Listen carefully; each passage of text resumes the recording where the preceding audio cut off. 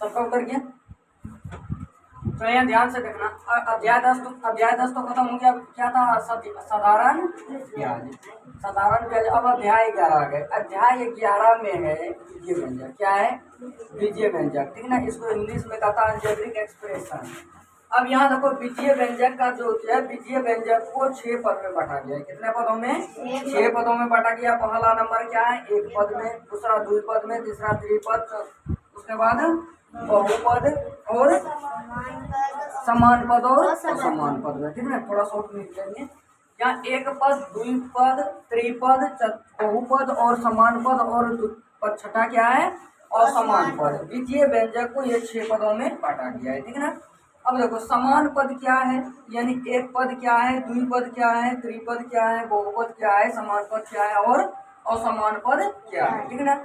यदि किसी व्यंजन में कोई व्यंजन लिखते हैं और यदि बीजीय व्यंजक में केवल एक पद आ जाए, कितना आ जाए? पद एक आ जाए। ठीक है ना, एक ही पद आ जाए, उसमें दूसरा जैसे कि एक्स स्क्वायर, तो एक पद हुआ ये, 9x³ पूरा एक पद हुआ, 4x² पूरा एक पद हुआ, 3y² पूरा एक पद हुआ। इसी प्रकार से यदि कोई भी व्यंजन ले ले, ठीक ना, और व्यंजनों में सिर्फ केवल व केवल एक ही पद हो तो उसे कहते हैं एक पदी। क्या बोलते हैं? एक पदीय व्यंजक कहते हैं। समझ में आ गया? तो लिखेंगे बीजीय व्यंजक जिसमें केवल एक ही पद हो, एक पदी बीजीय व्यंजक कहलाती है। समझ में आ गया? और यदि किसी बीजीय व्यंजक में कोई बीजीय व्यंजक ले रहे हैं और यदि बीजीय व्यंजक में दो पद आ जाए, क्या आ जाए? दो असमान पद, समान पद नहीं है बल्कि दो असमान पद आ जाए। समान पद आएगा तब तो जोड़ के फिर से वही हो जाएगा। जैसे कि हम मान लीजिए 3x और प्लस 4x कर देंगे तो जोड़ के कितना? 7x, फिर तो एक पद बन गया ना। तो असमान पद लेंगे तभी ना ये दोनों नहीं जुटेगा आपस में, तो नहीं जुटेगा तो दो पद रहा। समझ में आया? तो दो असमान पद, यदि किसी भी व्यंजन में दो असमान पद ले लें तो दो असमान पद हो तो उसे कहता है द्विपदीय बीजीय व्यंजक कहा जाता है। समझ में आ गया? जैसे कि यहाँ पर देखो 3x + y, ये क्या? एक पदीय हुआ, एक पदीय हो गया। क्या पद हुआ? दो पद हो गया। उसके बाद यहाँ पर 4x + 9 है, तो 4x + 9 तो एक पद ये हो गया, एक पद ये हो गया, तो दोनों कितना? दो पद हो गया, दो पद हो गया ना। उसके बाद इसमें लेता है तो 9y और +3 लेता है, तो इसमें भी एक पद और एक पद, दो पद हो गया। समझ में आ गया? तो यदि किसी भी व्यंजन में पदों की संख्या 2 हो जाए, कितना हो जाए? 2 हो जाए तो उसे कहता है द्विपदीय बीजीय व्यंजक कहते हैं। समझ में आ गया? कौन पद कहते हैं? द्विपदीय बीजीय व्यंजक कहते हैं। समझ में आ गया? और यही यदि किसी भी बीजीय व्यंजक में 3 पद हो जाए, कितना पद हो जाए? 3 पद। 3 असमान पद तो होगा लेकिन तीनों असमान हो। ठीक है ना, क्योंकि समान पद लेंगे तो जोड़कर फिर एक पद बन जाएगा, नहीं बनेगा?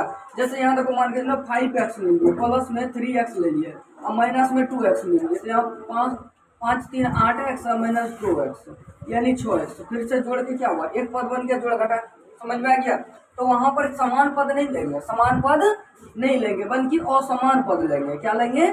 असमान पद में 4 असमान होना चाहिए। ठीक ना, बाकी अंक का तो असमान भी रहेगा, कोई दिक्कत नहीं है, समान रहेगा तो कोई दिक्कत नहीं है। ठीक ना, लेकिन और 4 को क्या करेंगे? असमान लेंगे, 4 को असमान रहना चाहिए। ठीक, तो बीजीय व्यंजक जिसमें 3 असमान पद हो त्रिपदीय बीजीय व्यंजक कहलाती है। यानी कि 3 पद हो और तीनों पद क्या हो? असमान हो। तीनों पद क्या हो? असमान हो, तो उसे क्या कहते हैं? त्रिपदीय बीजीय व्यंजक कहते हैं। समझ में आ गया? इसमें किसी को कोई दिक्कत? जैसे कि यहाँ पर x हो गया +2y + 3, तो एक पद ये पद है, तीनों क्या है? अलग अलग पद है, एक पद है तीनों नहीं, अलग अलग पद है। x है पद में, 2y पद है या 3 पद है, यानी 1 2 3 पद हो गया। फिर 3y + 4z + 9, तो 1 2 3 पद हो गया। समझ में आ गया? फिर x y 3, x + y + 3, तो क्या हुआ? 3 पद हो गया। समझ में आ गया? फिर इसी तरह मान लेते हैं 2x + 2y -2, तो 1 2 3 पद हो गया। समझ में आ गया? उसके बाद ले लेते हैं x - y + z ले लेते हैं, 1 2 3 पद हो गया। समझ में आ गया? तो इस तरह से यदि किसी भी व्यंजन में कितना पद हो जाए? 3 पद हो जाए तो उसे त्रिपदीय बीजीय व्यंजक कहते हैं। ठीक है ना, त्रिपदीय बीजीय व्यंजक कहते हैं। समझ में आ गया? किसी समझ में आ गया? किसी को कोई दिक्कत यहाँ तक में? यहाँ तक में किसी को कोई दिक्कत? चलो, त्रिपद खत्म हो गया। उसके बाद आपके बहुपद। बहुपद कहता है एक या एक से अधिक पद वाले जितने भी बीजीय व्यंजक है, सारे बीजीय व्यंजक क्या कहलाते हैं? बहुपद कहलाते हैं। तो हम इसको भी बहुपद बोल सकते हैं, इसको भी बहुपद बोल सकते हैं, इसको भी बहुपद बोल सकते हैं, ठीक ना। एक पद में हो तो भी, दो पद में हो तो भी, त्रिपद में हो तो भी, और यदि चार पद हो जाए तो भी उसको बहुपद ही कहेंगे। समझ में आ गया? तो एक या एक से अधिक जितना भी पद हो जाए सभी पदों को बीजीय व्यंजक कहें। बीजीय व्यंजन को क्या कहेंगे? बहुपद कहेंगे। क्या बोलेंगे? बहुपद कहेंगे। समझ में आ गया यहाँ तक? यहाँ तक में किसी को कोई दिक्कत? किसी को कोई दिक्कत? चलो, अब आगे है समान पद। क्या है? समान पद, ठीक ना। देखो आगे क्या है? समान पद है, ठीक ना। तो 5वां नंबर में समान पद लेते हैं। समान पद में क्या होता है कि यदि जिस वैसी पद जिसमें दो पदों का चर गुणनखंड समान हो, यानी कि दो पद लेंगे और दोनों पदों का चर गुणनखंड जो है समान हो। क्या हो? चर गुणनखंड समान हो, यानी कि पहला पद में यदि एक्स वाई हो तो दूसरा पद में भी एक्स वाई हो। यदि पहला पद में वाई जेड हो तो दूसरा भी पद में वाई जेड हो। समझ में आ गया? यदि तीसरा पद में मान के चलो 3x और m लेते हैं तो दूसरा पद में भी कितना हो? 3x और m हो। समझ में आ गया? यदि इसमें 9x y लेते हैं तो इसमें भी कितना होगा? एक्स वाई लेना होगा। यानी चर वाला को खाली देखना, अंक वाला नहीं देखना है, ठीक है ना। चर वाला देखना है कि चर समान है या नहीं है। अंक और समान रहेगा तो कोई दिक्कत नहीं है, ठीक है ना। तो यदि चर तो किसी समवैसी पद जिसमें दो पदों का चर गुणनखंड समान हो, यानी कि चर वाला गुणनखंड जो है इसका गुणनखंड करेंगे तो x गुना y होगा, इसका गुणनखंड करेंगे तो x गुना y होगा। यह होगा गुणनखंड। किसको बोलता है? किसी भी संख्याओं को गुणांक के रूप में, छोटी संख्याओं को गुणांक के रूप में ही क्या गुणांक के रूप में लिखना है, गुणनखंड कहलाती है, ठीक है ना। या तो यह भी बोल सकते हैं कि किसी भी दी हुई संख्याओं को तोड़कर छोटी छोटी संख्याओं को गुणनफल के रूप में लिखना गुणनखंड कहलाती है। समझ में आ गया?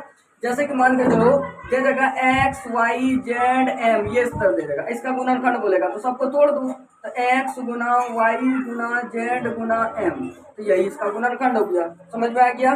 तो किसी भी संख्याओं को तोड़कर गुणनफल के रूप में लिखना गुणनखंड कहलाती है।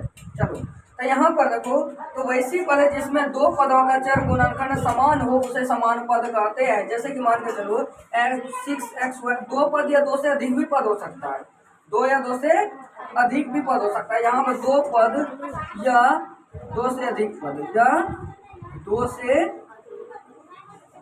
अधिक पदों का चर गुणनखंड समान हो, ठीक है। दो पद हो या तो दो से अधिक भी पद हो सकता है, 3 4 5 6 ये भी पद हो सकता है। समझ में आ गया? तो दो या दो से अधिक चर पदों का चर गुणनखंड समान हो तो उसे क्या कहते हैं? समान पद कहते हैं। जैसे 6xy फिर xy फिर -9xy, तो सब में चर गुणनखंड क्या है? xy, सभी में xy ना। तो अधिक विधि है कि सभी में चर xy है, अतः यह समान पद है, यानी कि सब में xy। यदि किसी में अलग आ जाता, मान के चलो कि यहाँ पर xy की जगह x और z आ जाता तो समान पद होता? वो समान पद होता? तब समान पद वो नहीं होता। समझ में आ गया? क्योंकि उसका चर गुणनखंड प्रत्येक का समान नहीं होता। समझ में आ गया? इस कारण से समान पद नहीं होता। उसके